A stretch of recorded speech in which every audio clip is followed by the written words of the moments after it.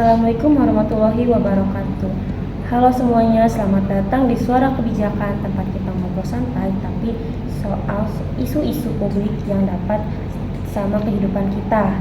Hari ini kita bahas topik yang sering banget muncul. Bantuan ada tapi tidak sampai salah siapa, sistem atau pejabatnya.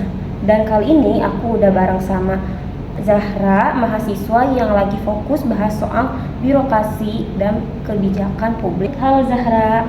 Halo Intan, halo juga buat pendengar semua. Senang banget bisa diajak ngobrol. Topik ini memang penting banget karena menyangkut keadilan sosial. Banyak masyarakat yang seharusnya layak dapat bantuan, tapi malah enggak kebagian. Iya benar, aku juga sering dengar cerita kayak gitu. Kadang orang yang rumahnya bagus malah dapat bantuan, sedangkan yang benar-benar susah justru enggak. Menurut kamu kenapa hal kayak gitu terjadi sih, Ra? Masalah utamanya ada di birokrasi dan sistem pendataan yang belum efisien. Intan, data penerima bantuan sering banget enggak diperbarui, bahkan masih pakai data lama dari tahun-tahun sebelumnya. Jadi, orang yang udah mampu masih terdaftar, sementara yang baru jatuh miskin belum masuk data. Oh, jadi akar masalahnya itu bukan cuma di lapangan ya, tapi juga di sistemnya. Iya, betul banget. Banyak instansi pemerintah yang datanya belum tersinkronisasi antara pusat dan daerah masih beda. Wah, berarti tuh udah nyentuh dua hal ya, sistemnya dan perilaku pejabatnya. Iya, tepat banget. Kadang sistem udah cukup bagus, tapi pelaksanaannya yang enggak disiplin atau enggak jujur. Makanya pemenahan birokrasi itu enggak cuma soal aturan atau aplikasi, tapi juga soal integritas dan profesionalitas aparatnya.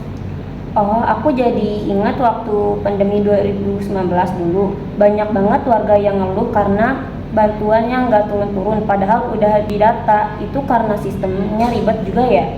Iya benar, di masa pandemi itu kita lihat jelas banget bagaimana proses birokrasi yang panjang bikin bantuan jadi lambat sampai.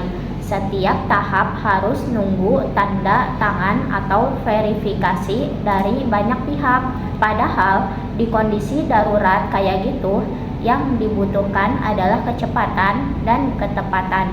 Jadi birokrasi seharusnya bisa lebih fleksibel di situasi krisis.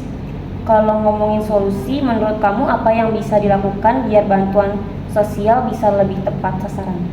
Ada beberapa hal penting. Pertama, data penerima harus diperbarui secara rutin dan terintegrasi antar lembaga. Kedua, harus ada sistem pengawasan publik supaya masyarakat bisa ikut mengawasi dan melaporkan kalau ada data yang salah. Dan ketiga, SDM birokrasi harus ditingkatkan kemampuannya baik dalam hal teknis maupun etika kerja.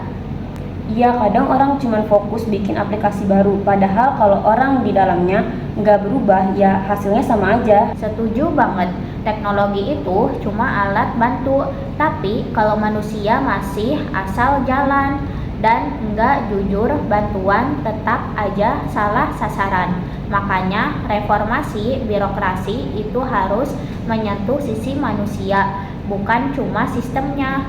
Nah, itu poin penting banget. Jadi sebenarnya masalah bantuan sosial itu bukan cuma soal data, tapi soal kepercayaan publik juga ya.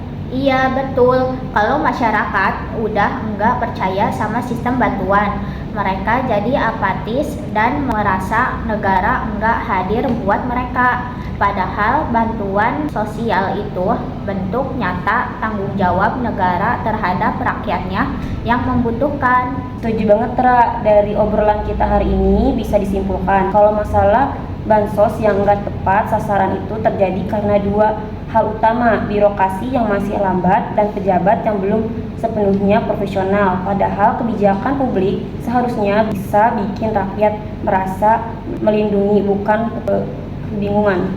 Iya, semoga ke depan sistemnya bisa lebih transparan dan pemerintah lebih terbuka sama kritik dari masyarakat. Karena bantuan sosial itu bukan sekadar program, tapi harapan untuk mereka yang sedang berjuang. Amin, makasih banget Zara udah berbagai pendapat hari ini. Buat teman-teman pendengar, gimana pengalaman kalian soal bantuan sosial di daerah kalian? Tulis kolom komentar ya.